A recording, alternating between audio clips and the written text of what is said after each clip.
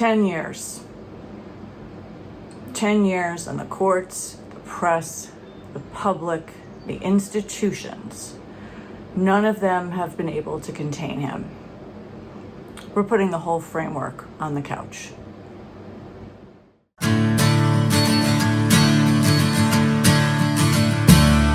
In the last episode, we established that the terror of total annihilation is accelerating, and these posts of building and destroying are evidence of that accelerating terror. And during that episode, I made the startling realization that he doesn't care if he destroys us all in order to assuage his own fears and terror about being annihilated. Today, I want to talk about why the courts, the press, the institutions, and the people didn't see it coming. Now, for a democracy to function, for the courts and its press and the institutions to do what they were designed to do, we require a psychological baseline about how the human mind works. That there's a reliable boundary between reality and fantasy, that consequences register, that there is some shame possible, and that there's some investment, however minimal, in a shared reality. Every accountability tool we have was built for that baseline, and we've been applying that baseline to someone who doesn't come anywhere near meeting it. Welcome to the World on the Couch, where we put the daily news cycle through a psychological lens. I'm Dr. Marlene Ryle. I'm a psychologist and psychiatric nurse practitioner with 30 years of experience in the field. Now let's talk about what an ego structure is. And I know we briefly went over it in previous episodes, but ego structure is continuum based. It goes from a continuum of a healthy ego structure to an unhealthy ego structure. And in clinical terms, psychoanalytic terms, we use the words neurotic and psychotic to describe the ends of those spectrums. So neurotic, while neurotic and psychotic have different meanings in the public parlance, we have very specific meanings for that here, especially as they relate to what a healthy or unhealthy ego structure is. So in the neurotic ego structure, there's things that we discuss, the fact that there is an understandable boundary between reality and fantasy, that their shame can be experienced, that consequences register, and that evidence updates belief. Those are all hallmarks of a healthy neurotic ego structure. On the other end of the spectrum, on the other end of the continuum, is a psychotic ego structure, where these things are absent. There is a porous boundary between what they experience as reality as opposed to what they wish reality was or a fantasy. Shame and consequence really don't register. And evidence does not update belief. Evidence has to bend to belief. And there's clearly, if you have a psychotic ego structure, an intolerance for things that do not fit that structure, for evidence that doesn't fit their beliefs, for a gap between public shame and personal shame. And that gap can sometimes be seen as intolerable. Now, just because someone has a psychotic ego structure doesn't mean that they're like non-functional, that they can't run a business, that they can't win an election, that they can't become president of the United States. So we have to recognize that the institutions that we have designed are actually designed for someone with a neurotic ego structure in mind, because we want shame to register. We want consequences to land. And it assumes that somewhere in there is a self that knows and understands, and those things are not present here. So how does a consolidated personality develop out of a psychotic ego structure? What has to happen in order for those things to, for decades of court battles and electoral defeats and allegations of criminal behavior, how does that happen, and that person who is perpetrating those things is completely unmoved and denies it all. That's not an accident of temperament. This is something that gets built over years in specific conditions. How does a pathological psychotic ego structure get built in the first place? It doesn't come pre-installed. It's a developmental process, and it often stems from your family of origin. So let's take a look at the family. Fred Trump was first generation wealthy. He built a business as a builder, and being in that business, he got a lot of government contracts, and government contracts aren't necessarily easy to get nor easy to complete the paperwork. So he likely received pushback. He likely received pushbacks from banks who said no. So there was a corrective. Reality, uninvited, sometimes crashed through the door, and he had to respond to it. Now, this isn't simply a genetic issue, because it's not that his offspring all grew up in an insulated environment and therefore they all have a psychotic ego structure. That didn't happen.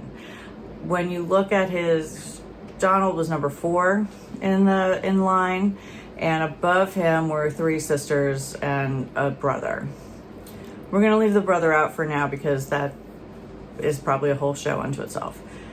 But his eldest sister, Mary Ann, was a federal judge. She grew up in an environment where that insulation had not quite been consolidated or firmed up. She also went into a field where pushback was a qualification. Reality testing was done on a daily, hourly basis in a courtroom where you are litigating and making decisions regarding what always is pushback coming to you. You're getting opposing sides. You have to look at the evidence. So her reality testing, her ego was likely in the neurotic spectrum. And the 2 younger sisters were also healthy, full-fledged adults.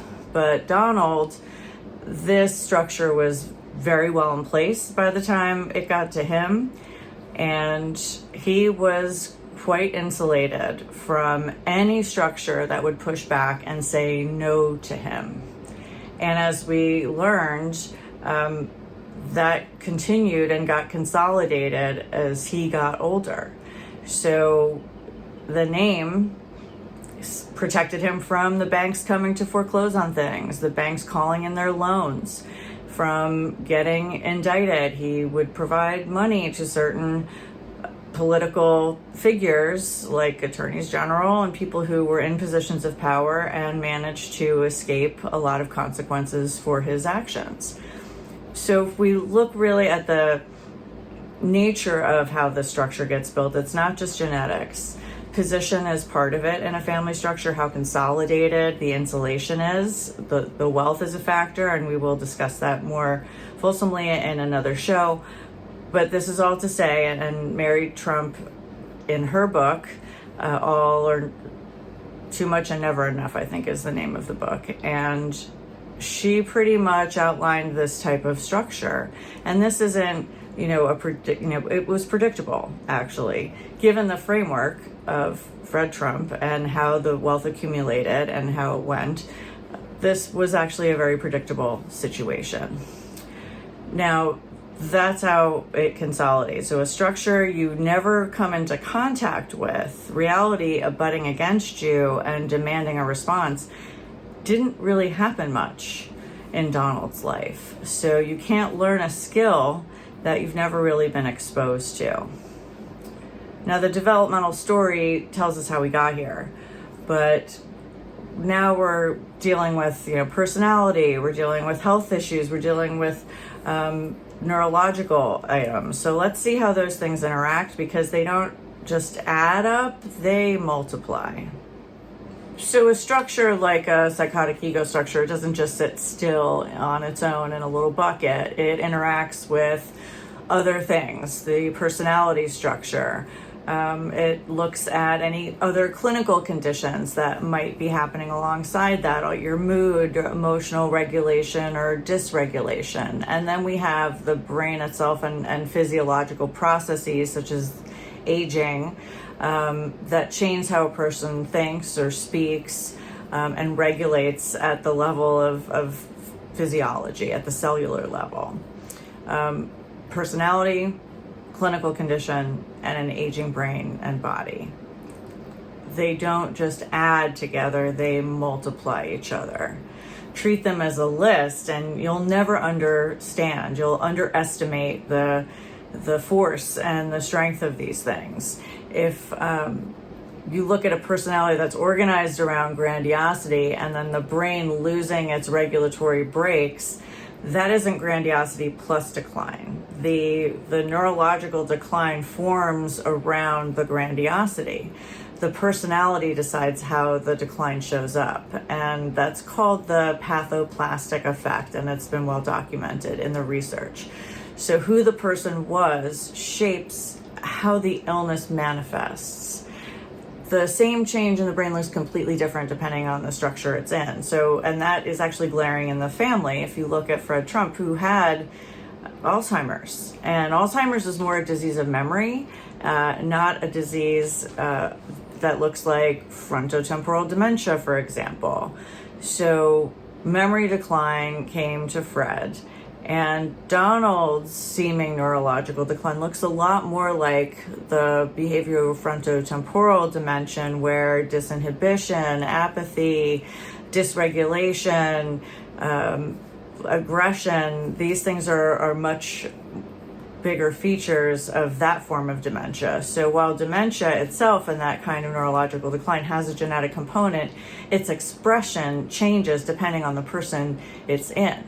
So when we look at this structure, you can say that there's an ego structure that's always been there. And then there's a condition or conditions riding on top. And then there's the neurological decline that is very likely. Each makes the others harder to see in isolation. And we have been looking at all of these things in isolation, and that's why nothing has worked at all. We were never dealing with one at a time. Now, when an internal mechanism isn't working or never formed in the first place, consequences don't land, shame does not emerge, the distinction between reality and fantasy is not made reliably, how does a person like this stay oriented at all? Well, the answer is that they outsource it. They use other people almost like a prosthesis. So, we all have our own internal apparatus. And even, when it's intact, we can invite others in to help us work through issues, to help us define certain aspects, get a read on consequence, shame, evidence. But they're, healthy but not necessary. But in an individual like this, the only thing that can take its place is other people. So the other people around him, yes, they flatter him, but this is not just about vanity. Flattery isn't a luxury, it's built into the system. It's a system that is telling him what's real and what's not. So they're doing a job that reality testing that we do on our own. So he's got other people to do that for him so he can stay in his little world. So it's like a prosthesis. Now, this is not necessarily a holding environment, which we've discussed before, which is more about emotional regulation, keeping someone from flooding. And we will definitely return to that as we continue to talk about his late night behaviors. But the sycophancy system that I'm describing is different. It's not managing how he feels. It's telling him what's true and what's not true.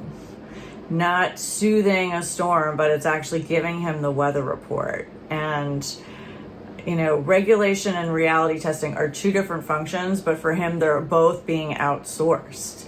So, we can't blur these two, but they are two separate things operating in the same individual.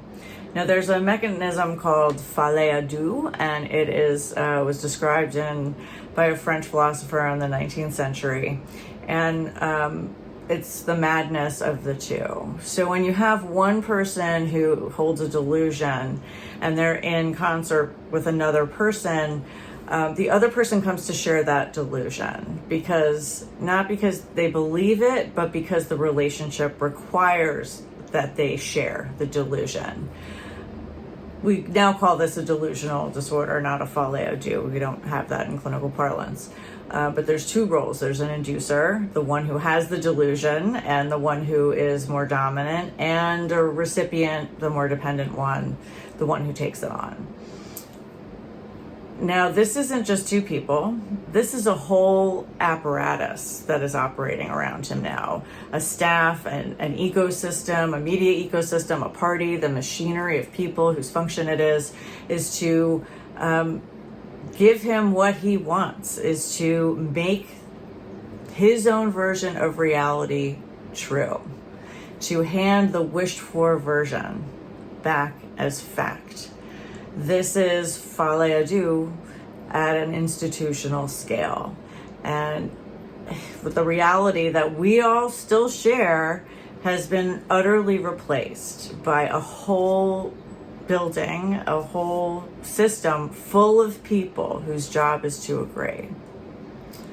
Now, he's not improvising the sycophancy system. He's had a sycophancy system all along as he's developed over years. And there are figures who have left the sycophancy system and come back. But it's actually a reconstruction of the only environment that he's ever been able to function inside of. So a healthy structure, a neurotic ego structure that loses its yes men can recalibrate, right? It sucks, but they'll live with it. But if the flattery is a prosthetic, taking it away isn't just annoying, it's catastrophic. You're removing a limb. You're not removing a comfort. It's an organ of orientation for him. And what is the response? The response will be panic and then rage. What does this system look like in practice? A good example from recent days is what happened when a federal judge ruled that the name on the Kennedy Center had to come down, that it was named by law for President John F. Kennedy, and Trump and his sycophants simply can't decide. Otherwise, it's required by Congress if there's going to be a name change. So first, what was the response? The rage. The not I disagree or we're going to appeal. It can't be involved with a situation where the danger to the public is allowed to flourish. It's a hopeless journey into Never Never Land. These are things that he posted. So he discharged that grievance outward. And then in almost the same breath, he reorganized.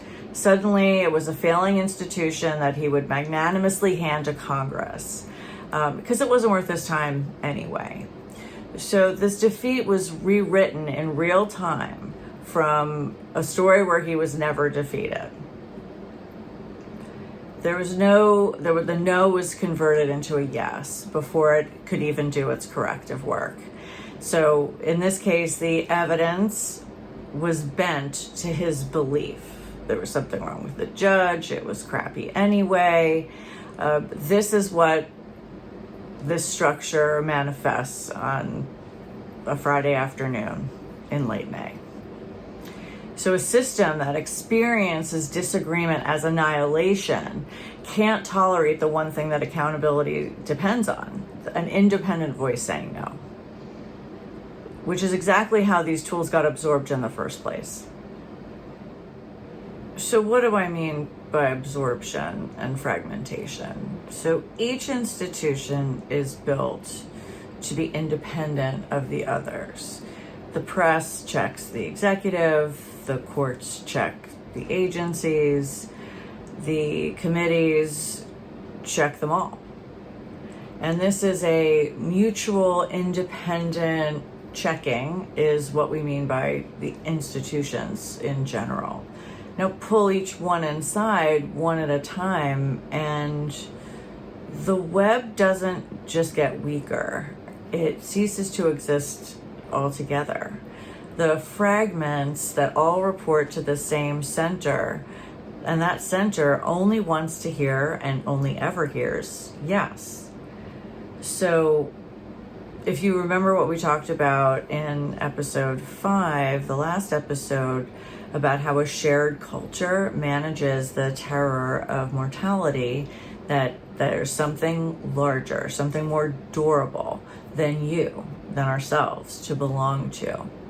So that this is something that is shared. It works because the worldview is bigger than you, because there are institutions, there are others that are going to outlast you, and you yourself aren't able to just revise it.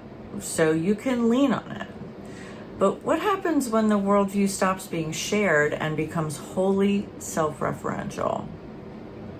The values, the story, the verdict on what's true and what isn't true, all originating in one person and all reflected back by an apparatus whose function is to do exactly that. Well, then there's no buffer, right? So you can't lean on a wall that you're holding up yourself. There's nothing to hold this terror. And that's why the building, the posts, the demands, they never stop. The need for agreement and the need for soothing is boundless because the soothing never happens. The self-referential worldview does not soothe the terror. It feeds the terror. This is not institutions failing one by one because of ordinary corruption. One by one, these institutions are being absorbed into a structure that cannot tolerate anything outside itself, until the external reality that democracies count on to exist as democracies isn't there anymore. This isn't chaos. This system has internal consistency, not what we would think of as real consistency, but it's the consistency around dissolving the boundaries that would otherwise correct the executive and the system itself. The lack of boundaries is precisely where we started with the idea of a psychotic ego structure with porous boundaries. Now, every episode I put up a card at the end, a tarot card, not as a tool of divination, but as a tool to help us get a visual of what we've been discussing and to lend some archetypal imagery to the discussion. So the card that I've been kind of saving for this one is the Moon. Now, we've looked at this card before, but this is actually from the Salvador Dali deck. But when we think of the moon, we think about borrowed light and reflection, and this, it's not super clear when we're out in dusk and in darkness. We can't tell the difference between a wolf or a dog. They look the same. So that's the idea of the card before Dali got his hands on it. And he added a city, skyscrapers, these glittering lit buildings, every window a square of light. These representing the most built world there is. And that also happens to be the world where he's from. Down at the bottom, right here, is an old creature, an ancient creature. It's the lobster coming up from the depths. And he represents the raw instinct, the primal, the unregulated material that's just below the surface. But then there's this stream, and that's the stream that caught my eye and why I selected this card. Because this stream is between the reflected light of the moon and the city, and it is running all over it. Something burning, something liquefied, just, it starts at the top, it pours all the way down over all those lit windows, all the way down to this creature at the bottom, the ancient creature, connecting them. The raw, molten, primal material isn't locked safely below anymore. It's all over everything. Nothing holding it back anymore. The city can't dam it or filter it. The stream runs straight down the towers and feeds the thing waiting in the dark. That's the whole episode in one card, right? a structure that can't keep the raw material below the surface. Now, there's a human face in the moon, and looking at some of the texts, some say it's calm and serene. Like, I don't see it that way. I see a human face that's witnessing this and kind of saying WTF. The moon itself wasn't prepared for its raw material to come spewing all over everything. And maybe that's us, the witnesses, meant to see this happen, see it clearly for what it is. Because the institutions and the systems that were supposed to hold this back haven't done it.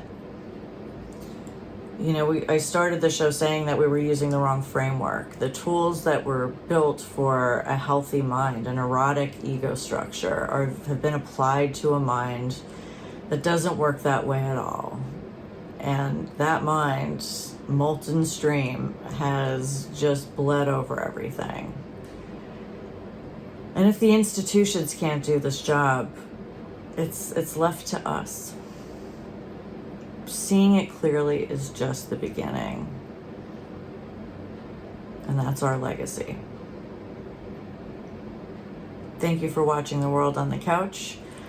Please like, share, and subscribe. I read all your comments, and the couch is always open.